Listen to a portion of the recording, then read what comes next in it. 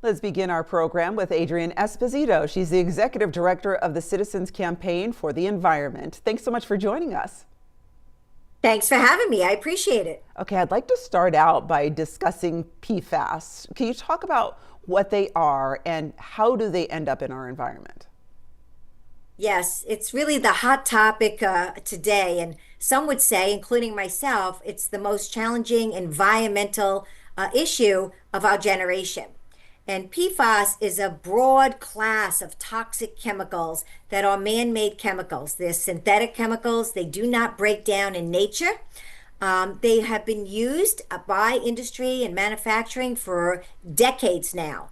They're used because of their unbelievable property of being non-stick. So they're used in such things as cookware, carpet, textiles, even dental floss, baby toys, you name it. So they really have had a wide application of use throughout America and the globe.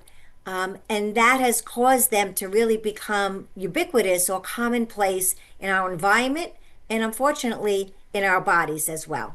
And I understand that there are concerns because they are in our drinking water and food supply as well, right? Absolutely. PFAS is so toxic that it's measured in parts per trillion, which is a very, very small measurement. And right now, the federal government last year, in the year 2024, put forth a drinking water standard of 4 parts per trillion and actually stated that there's really no safe standard or exposure level of PFAS, but they put in 4 because they had to measure something, and that is a number that could be, the toxic could be filtered down to. So that's how toxic it is. And unfortunately, PFAS is being found far and wide, whether it's a lake, a river, a stream. Aquifer systems are particularly vulnerable, and it's really become quite the challenge. Are there any areas that it may be found that people just might not expect to find them? Well, we're finding them all over, actually. And New York State has had at least 2 fish consumption warnings. Both of them actually were in Suffolk County, Long Island. But the issue with the PFAS is that it bioaccumulates, which means it builds up. Since it's called the forever chemical, which means it doesn't break down in nature, but rather it persists. So once a fish, particularly, let's just say, consumes it or is exposed, it stays in that organism and keeps building up the more exposure it has. And that's what bioaccumulation is. The same is true for humans. So if you're eating a contaminated fish or you're drinking contaminated water or you're exposed to contaminated food, it builds up in our body. And one of the things we're very, very concerned about is how much it may have entered the food chain. Now, this is not an area of science that has been widely explored just yet. New science is coming out on it, though. Our organization, Citizens Campaign for the Environment, in collaboration with Stony Brook University and another organization called PEER in Washington, D.C., just released one of the first studies of its kind in America, where we looked at 4 different types of vegetables: beets, carrots, Boston lettuce, and romaine, that we got from 8 different farms, and all of them had levels of PFAS in them. Every single sample that we took. And this is not due to farming practices.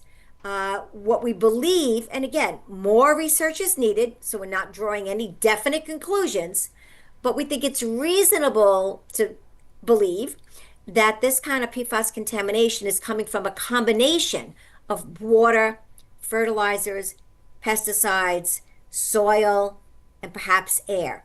Because the vegetables will draw all of that in, and it will again bioaccumulate into those materials. So we're concerned about water, we're concerned about food, we're concerned about soil. And we're concerned about it because I'm wondering, what are the health impacts caused by PFAS chemicals? It's a great question. And sadly, the more that is studied about PFAS, the worse the news is.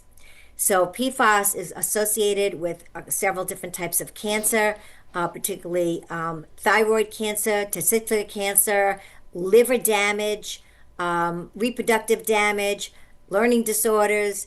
It really is an insidious chemical that, once it gets into your system, there's a myriad of different ways that it does harm to the human body and also to wildlife out there. Wow. Something that's just kind of come to my mind. Is there anything we can do about it as the layperson at home who's trying to go to the grocery store and trying to provide healthy fruits and vegetables for our family? And yet, what you're telling me is it's pretty much everywhere. It is. We're not telling people to stop eating fruits and vegetables. That we're not doing that. What we are telling people is that to understand this issue, be educated about it. There's a bill right now working its way through Albany that would ban PFAS from everyday products here in New York State. Those products would include things like cookware. It would include your carpets and textiles and children's toys and even dental floss. The Senate has passed that bill already, and that's pretty remarkable considering it's only March. Now we need to put pressure on the Assembly to do the same. The industry, believe it or not, is all in Albany right now lobbying against this bill, particularly the cookware industry. No one in New York State is waking up in the morning saying, hey, you know what I want with a side of my scrambled eggs? A side of PFAS. No one is saying that. So, the industry doesn't care about public health. If they did, they would transform and not use it anymore in their products. You could go to the store right now, any store, Home Goods, I was in Costco, you name it, and there are lots of frying pans that say on it PFAS free, PFAS, it'll say free. Same cost as the other pieces of cookware. There's no difference in cost, but they're cookware that are ceramic, stainless steel, of course, your good old-fashioned wrought iron that used to be used generations ago. But there are available cookware options that will not be poisoning our food. So that is definitely one thing that people can do. And there are things like PFAS-free dental floss. Right now, we've worked hard and were successful in banning it in food wrappers. It used to be that if you went and got whatever, Taco Bell or Burger King, that the food wrappers had PFAS on them because it was non-stick. So you go get a taco and then, your taco would be wrapped in PFAS-laden, wrap. And that's no longer happening in New York State. We did ban it in New York State in food wrap. We banned PFAS in women's menstrual products. We have banned PFAS in carpet. But we have much more to do. And now this is a new, we call it a multi-sector PFAS ban bill. And we're very hopeful that the Assembly will get it together this year and make this a priority. This should be made a priority. It's an election year for the Assembly. One thing they can do for every member of the public, it's a nonpartisan bill. Doesn't matter if you're Republican, Democrat, extreme right, extreme left, nobody cares. What we do care about is public health. And this is a bill that can be supported and is supported by everyone in every sector of society. Adrienne Esposito, Executive Director of the Citizens Campaign for the Environment. We appreciate your time. Thank you so much for having me. Appreciate it. And still to come, we learn about some environmental initiatives with Pittsford Town Supervisor Bill Smith. Stay with us.